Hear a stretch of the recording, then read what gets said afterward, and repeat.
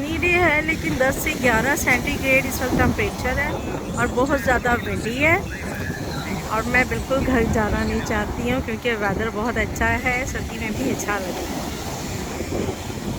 और शाम हो रही है, 5 बज रहे हैं और इतना खूबसूरत क्लिफ आधा छोड़कर कौन घर जा सकता है। और बहुत खूबसूरत आसमान।